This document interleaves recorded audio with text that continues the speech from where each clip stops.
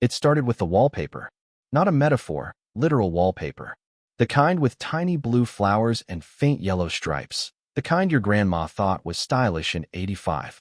It had been peeling near the corner of the dining room for months. And for just as long, I kept telling myself I'd fix it. But I didn't. Not because I was lazy. No, sir. I was busy. Providing, protecting, pretending.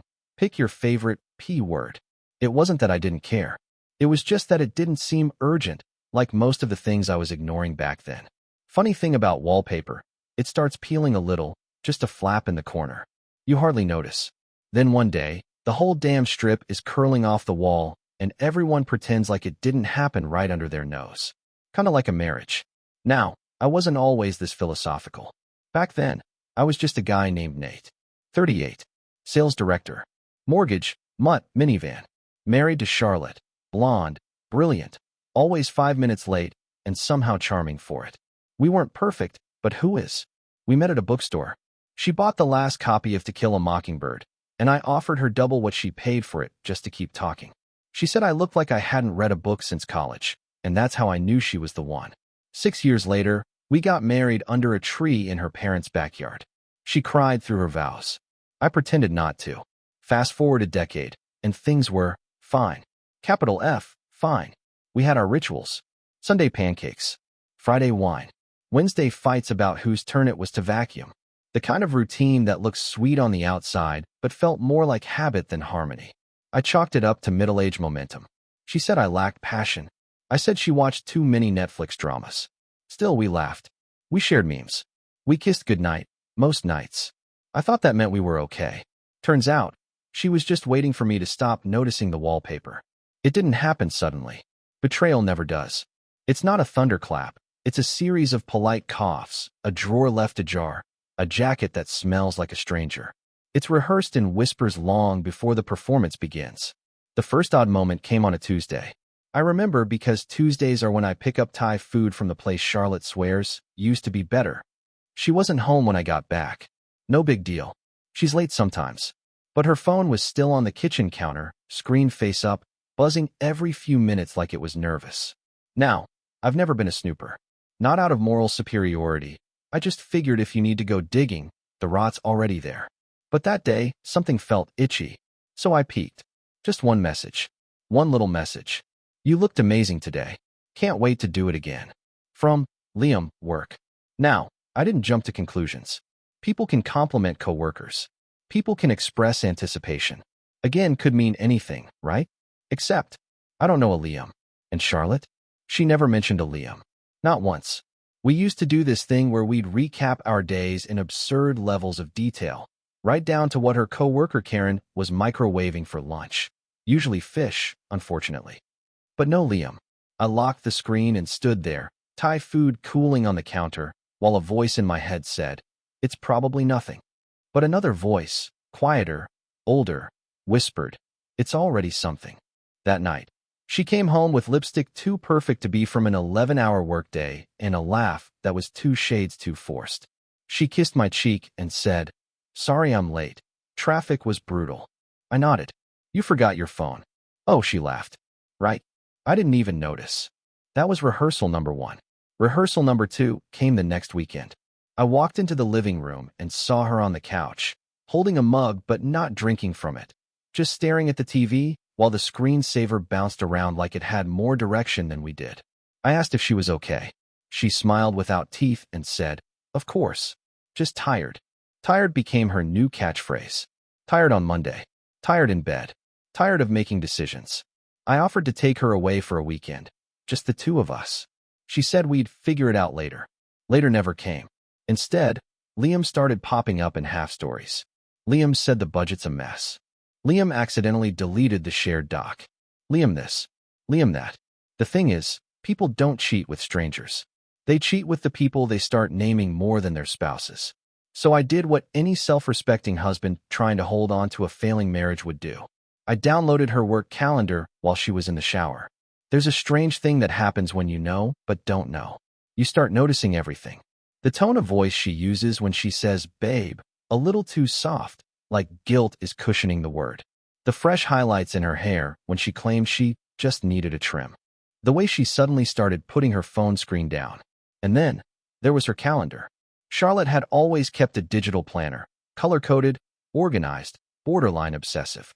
I used to joke that if I ever went missing, she'd know where I was based on what time I brushed my teeth. So when I synced her calendar to my laptop, I didn't expect anything explosive. Just curiosity. A peek. A husband playing detective in a marriage that had started to smell like smoke. At first, it looked clean. Meetings. Doctor's appointments. A hair consult.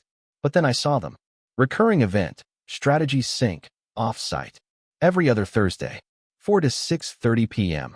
Location. Liam's apartment. 3rd floor. Now listen. I may not be the savviest man alive, but I know one thing. No one holds strategy syncs in someone's apartment. That evening, I didn't mention it. Didn't slam a fist or stage a TV-ready confrontation. I made dinner like usual. Salmon, her favorite. I even opened the Pinot Noir. She smiled like a woman living in two worlds, thinking the bridge between them would never collapse. She asked how my day was. Oh, you know, I said, poking at my asparagus. Caught up on emails. Reorganized some files. She nodded. Productive. I smiled back. Extremely. The next offsite was 2 Thursdays away. I marked it in red. And then came the text. The one that pulled the last pin out of the grenade. I was at home. Laundry. ESPN murmuring in the background, when her phone buzzed again. She'd left it unlocked. This time, I didn't hesitate. Liam, I can still taste you on my fingers. Hope you're not too sore, smiling face with horns. There was no room for misinterpretation. No innocent version of that message. It wasn't a compliment. It was a confession. I didn't throw the phone. Didn't cry. Didn't even swear. I just sat on the couch, reading it again and again, letting the betrayal settle over me like dust on a windowsill. And still I needed more. Because pain doesn't always scream. Sometimes it whispers, prove it again. So I waited. Until Thursday. Thursday came in slow, heavy like fog. You'd think I'd be trembling, pacing, spinning in circles like a man unraveling. But I wasn't. I was calm. And if that sounds unnerving, it's because it was. There's a certain peace in knowing you're done being fooled. I didn't need a confrontation. I didn't need screaming or throwing plates or dramatic ultimatums. I just needed to see. Because once you see it, you can't unsee it. Charlotte left the house at 3:47 p.m., 8 minutes earlier than usual. She wore the black coat I bought her for Christmas 2 years ago, the one with the fake fur collar she said made her feel Parisian. And heels. Real ones. Not the flats she wore to work when she wanted to be comfortable. I watched from the upstairs window, pretending to clean. She didn't glance back. Didn't hesitate. Just got in her car, punched something into her GPS like she hadn't done this drive 100 times before, and pulled out of the driveway. I waited exactly 60 seconds, then followed. And just like that, I was that guy. The one in a gray SUV, sunglasses on, gripping the steering wheel like it was a lifeline, tailing his wife through afternoon traffic. The drive was smooth. No detours. No sudden turns. No sign she suspected a thing. She stopped at a red light, drumming her fingers on the wheel to a song I couldn't hear. My stomach twisted. For a brief second, I wanted to believe she was on her way to surprise me. That this was all some misunderstanding. But people don't wear perfume and stilettos for spreadsheets. We pulled into a part of town we never go to. Too trendy. Too young. She parked in front of an apartment building with balconies wrapped in string lights. The kind of place where every neighbor owns a golden retriever and an Instagram page for it. I parked across the street, one space behind a food delivery van. Watched as she stepped out, smoothed her coat, checked her reflection in the window, and walked straight through the security gate. No key code. No call box. Just in. Like someone was waiting for her. I didn't move. I just sat there, engine off, heart strangely steady. If pain is a fire, then I was already burned out. 10 minutes passed. Then 15. I started noticing things. Kids on scooters, a woman walking a tiny dog with pink booties, someone on a balcony watering plants with more care than I'd seen in my own marriage in years. And then I saw him. Liam. He stepped out onto the 3rd floor balcony. Tall. Athletic. The kind of guy who has a 5 o'clock shadow at 10 in the morning and wears t-shirts that somehow always fit just right. He leaned on the railing and lit a cigarette, exhaling slowly like a man without a care in the world. Then Charlotte appeared behind him. She wrapped her arms around his waist from behind. He didn't flinch. Just reached back, ran a hand through her hair, then turned to kiss her. Long, familiar, intimate. Like she hadn't just left a husband behind to come here. I took a photo. Not to send. Not to frame. Just to prove to myself later that I didn't imagine it. That my heart had a reason to shatter. They went back inside. I sat in my car for an hour. Not because I didn't know what to do next. I knew exactly what to do. But I needed the silence. I needed the echo of what I'd just seen to settle into something solid. You learn a lot about yourself in moments like that. I learned I was quieter than I thought I'd be. That the betrayal didn't feel like fire, it felt like gravity. Just this heavy, pulling force that made everything else dull. I drove home without turning on the radio. No thoughts. No tears. Just the image of her arms around someone else burned behind my eyes like an afterimage from staring into the sun too long. When I walked into the house, everything was as we left it. Dishes in the sink. A throw pillow on the floor. Our wedding photo still on the mantle, crooked from when she dusted it last week. And the wallpaper? Still peeling. I sat on the couch, picked at the corner of that loose strip, and pulled. One long, slow rip. Top to bottom. Like shedding skin. Charlotte came home late. She didn't sneak in. Didn't offer excuses. Just walked through the door like it was any other night. "Hey," she said, dropping her keys in the bowl. "Sorry I'm late." Liam needed help running numbers for the quarterly pitch. I looked up from the couch, where I was reading a book I hadn't touched in years. "Did you sink at his place again?" I asked. She paused, just for a second. "Enough." "Yeah," she said. "It was easier than coming all the way back downtown." I nodded. "Cool." She watched me. I could feel her trying to read me, sensing something off. But I gave her nothing. No suspicion. No confrontation. Just a calm she hadn't earned. "I'm gonna take a shower," she said, voice softer now. "Take your time," I replied. She hesitated, then walked upstairs. The door closed behind her, and that's when I opened the drawer. Inside was a small black notebook. Charlotte's handwriting on the cover, vacation ideas. I flipped past the first few pages, Hawaii, Portugal, Santorini, until I reached the blank space near the back. Then I wrote, Liam's apartment. For PM, third floor balcony. Black coat, red heels, Parisian lie. I tore the page out, folded it twice, and slid it into her briefcase. Let her find it when she least expects it. Let her wonder how long I've known. Let the quiet unravel her like she unraveled us. Some men scream. Some men beg. Some men cry into the steering wheel of a parked car. I bought a notebook. Plain, brown, spiral-bound. Something cheap enough not to draw suspicion but sturdy enough to hold a plan. Because once you've seen your wife wrapped around another man like a scarf in winter, you either crumble or you start mapping exits. And I've never been good at crumbling. The first page of the notebook was titled in block letters. Divorce is too easy. See, Charlotte expected drama.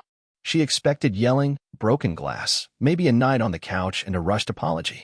She expected a husband who would either grovel or rage. But she didn't expect stillness.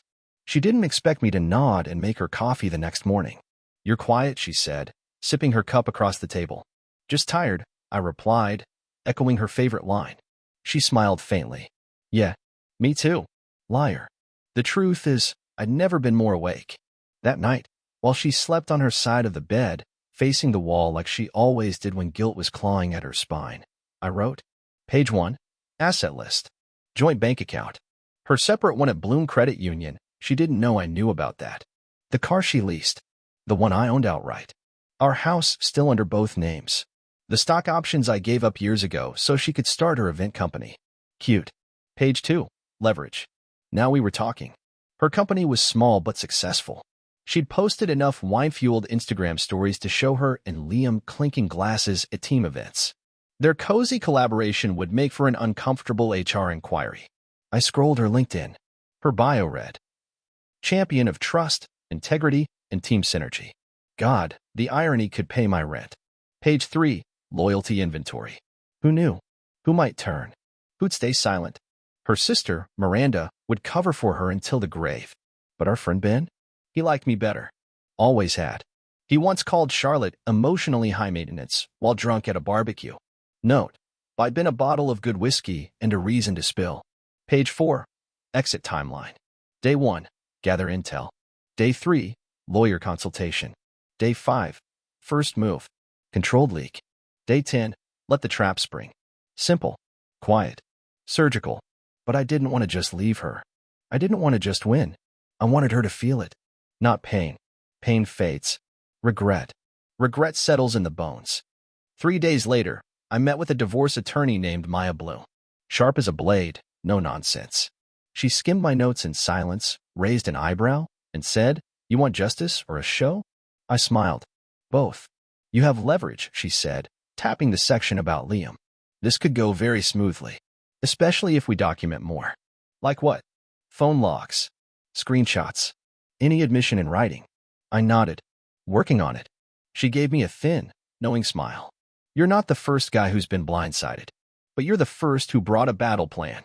That night, Charlotte came home with that glow she always wore after seeing him. The kind of energy that only comes from being chosen.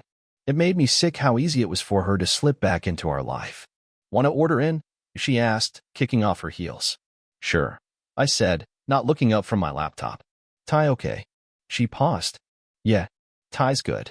She didn't remember that it was Tuesday, that I always picked up Thai on Tuesdays. That used to be our thing, because Liam was her thing now. I sent a message to Ben the next morning. "Hey, quick favor. Can we grab coffee? Something I need to run by you. Might involve Charlotte and her strategy sinks. Bring your poker face." His reply came instantly. I knew something was up. "Meet me at Java Row at noon." Ben spilled more than I expected. Apparently, Charlotte had been talking about big life changes and the possibility of relocating. She said she needed a fresh start. She also said, direct quote, "Nate will be fine. He's a routine guy. He'll land on his feet." Funny how someone can spend a decade building a life with you and still reduce you to a calendar app and a habit. I gave Ben a copy of a message Liam had sent her. He read it and shook his head. This guy thinks he's in a Nicholas Sparks novel. I leaned back, sipping my coffee. Let him. The twist ending's coming. Back home, I started phase 2. Charlotte's birthday was in a week. Perfect timing. I offered to plan a dinner. Booked a reservation at a swanky rooftop place downtown. Told her to invite anyone she wanted. "Really?" she said, surprised. "Of course," I replied. "I've been so distracted with work lately. I want this to be about you." She smiled and kissed my cheek. That means a lot. She still didn't know I'd copied her entire text history to a cloud folder titled Backup Evidence. She still didn't know I'd scheduled a confidential email to HR at her company. She still didn't know I'd invited Liam. And she had no idea he said yes. The invitation was wrapped in charm and soaked in malice. That's the thing about revenge. It tastes better when it's served with fine wine and the illusion of warmth. Charlotte's birthday dinner was set for Saturday night at a rooftop bistro called The Spire. White tablecloths, skyline view, soft jazz. The kind of place where everything looks perfect until you notice the cracks in the foundation. She thought I was trying to make things right. That this was some grand, romantic olive branch. I watched her flutter around the house that morning like a girl prepping for prom, curling her hair in the mirror and humming Sinatra. "You seem excited," I said, tying my tie. "I am," she grinned. "It feels like we're reconnecting." I smiled and kissed her temple. God, I almost felt bad. Almost. There were 8 of us at the table. Her sister Miranda, predictably overdressed and underimpressed. Ben and his wife Lila, already in on the plan. 2 coworkers of Charlotte's I barely knew, one of whom gave me an apologetic smile the moment we made eye contact, like he knew things I wasn't supposed to know. And then there was Liam. He showed up 5 minutes late, wearing confidence like cologne. He shook hands with everyone except me. I extended mine anyway. "Liam," I said, voice smooth, "thanks for coming." His eyes narrowed, just for a second. Wouldn't miss it. He took the seat directly across from me. Charlotte glowed. Not just smiled, glowed. Her cheeks flushed, her eyes darting between us. She thought she was holding 2 lives in balance, both men orbiting her like moons. I let her think it. The waiter came by for drink orders. I asked for bourbon. "Neat." Ben leaned over. "You good?" "Never better," I whispered back. The first hour was pleasant. Fake laughs, shared appetizers, stories from college. Charlotte told one about how I once got a flat tire in the middle of a thunderstorm and insisted on changing it while she held the umbrella. And he didn't complain once, she said, smiling at Liam. Total stoic. Liam chuckled. "Sounds like a guy who's used to standing in the rain." Charlotte blinked. It was a joke, but a pointed one. I sipped my bourbon. "Well," I said, "rain never hurt anyone. It's the lightning that gets you." Ben nearly choked on his drink. Around dessert, I tapped my glass gently with a spoon. Everyone turned toward me. I know this night is about Charlotte, I began, eyes locked on hers. And I want to take a moment to say something. She smiled wide, touched my arm. Oh, Nate. Don't worry, I said, cutting her off gently. It's not a speech. Just a toast. I stood. I'd like to raise a glass to loyalty. The kind that holds steady through late nights, through stress, through temptation, to commitment, even when no one's watching. Liam shifted in his seat. And most of all, I continued, to truth. Because when you find it, no matter how ugly or inconvenient, it sets everything in motion. To truth. Everyone clinked glasses. Charlotte looked up at me, confused. Slightly stiff. Ben leaned toward Liam and said softly, You good, Romeo? Liam didn't respond. Then the waiter returned. With your permission, sir, he said to me, we'll bring out the surprise. Charlotte's eyes lit up. Surprise. I nodded. Something small. A moment later, 2 servers wheeled in a cake. 3 layers. White frosting. Elegant piping. But the message on top wasn't happy birthday. It was. Congrats Charlotte and Liam, Strategy Sync Champions of the Year. Silence. You could feel the heat suck out of the room. Charlotte's jaw opened. Liam froze. What is this? She whispered. I looked around the table. Oh, come on, I said, feigning confusion. Inside joke from work, right? I mean, all those. What did you call them again, Charlotte? Offsite sinks. Her eyes were wide now. Pleading. She stood abruptly. Nate, can we talk? Liam stood too. This is ridiculous. I held up a hand. Sit down, Liam. Or don't. You're free to leave at any time. But just so you know. HR got a similar cake. Less frosting. More email attachments. Miranda gasped. Then started laughing. Charlotte's face flushed crimson. You sent? Nate, what did you do? Me. I said, shrugging. I've been planning your birthday. You've been planning your exit. I just figured we'd synchronize calendars one last time. She stormed out. Liam followed. I stayed, finished my drink, and shared the cake with everyone else. It was lemon. A little bitter. Fitting. That night, she came home late. I was in the living room, watching an old Western. She didn't speak at first. Just stood in the doorway. Then, quietly, You humiliated me. I muted the TV. Turned toward her. No, Charlotte. You humiliated us. I just gave the truth a microphone. Her eyes glistened, but I didn't care. You want to talk? We'll talk. Tomorrow. In front of lawyers. I didn't want it to go this far. You didn't want to get caught, I corrected. She sat down slowly, as if gravity had finally noticed her. What now? She asked. I stood. Well, I said, now you find out what it feels like to lose everything you took for granted. Charlotte didn't sleep in the bed that night. She stayed curled up on the couch like a child who got caught stealing from the cookie jar. Only what she stole was trust, and the jar was our entire marriage. I heard her sob once. Quiet, as if trying not to disturb me. Funny, isn't it? She disturbed every part of my life already. My peace, my pride, my future, and now she was worried about making noise? By morning, I was up early, coffee in hand, suitcase packed. You're leaving? She asked, her voice hoarse. No, I said. You are. You'll be staying at Miranda's until we sort out the legalities. I changed the locks at 6 a.m. She stared at me like I'd spoken another language. You can't just kick me out. I can. And I did. Don't worry, it's all above board. Temporary protective order. Judge signed off an hour ago. Your things are in the foyer, packed in the bags you left in Liam's apartment last month. Her face turned to stone. You went through my things? I smirked. Careful. You might break something important with all that hypocrisy. She stood, grabbed her phone, and marched toward the door. You're making a mistake. No, I replied calmly. I made one years ago. I'm just fixing it now. The next few weeks were quiet, but not peaceful. There's a difference. Charlotte texted me 3 times. We need to talk. Not about us, about the house. You don't have to destroy me to heal yourself. Tell me what you want. I never responded. Meanwhile, her company launched an internal investigation. Apparently, strategy syncs weren't part of her job description. Liam resigned before HR finished their report. Charlotte was reassigned. Translation, demoted without dignity. Ben kept me updated. She looks tired, he said over beers one night. Defeated. She should be, I said. She's been sprinting on lies for months. But I didn't feel triumph. Not really. What I felt was clarity. My world had shattered, Yes, but now I could see the floor. And when you see the floor, you can rebuild, piece by piece.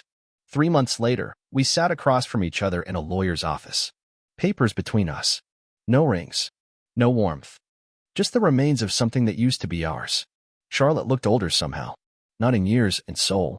Whatever spark she had left flickered behind tired eyes and a tense jaw. I won't fight you on custody, she said. There are no kids. No, I agreed. Just a mortgage, a dog, and 10 years of memories I'd like in cash. We both signed. The lawyer nodded. It's done, she said. Charlotte lingered. I was unhappy. I know. You never noticed. I did. I just thought we were in a valley. I didn't realize you were already building another mountain. She wiped her eye. Not tears, something smaller. Regret, maybe. Guilt that didn't know where to land. I still loved you, she said quietly. I stood. I believe you, I replied. You just didn't love me enough. I live in a small apartment now. Clean. Quiet. White walls and no peeling wallpaper. The dog's with me. He doesn't ask questions, just lays his head on my knee when I need to remember that some loyalty is real. Sometimes people ask if I take her back. I don't get angry. I don't laugh. I just say, why would I go back to a house after watching it burn to the ground? Revenge? Yeah, I got it. But that wasn't the real win. The real win was remembering who I was before she blurred the edges. Before I started shrinking just to fit inside the tiny box of what she wanted me to be. I'm not smaller now. I'm sharper. And if you ever find yourself sitting across from someone who says, it didn't mean anything, remember, people don't destroy their lives for nothing. They do it because they think you'll never fight back. Just smile, pour a drink, and start planning. Because the best revenge isn't hurting them. It's rebuilding better without them and letting them live with that. Forever.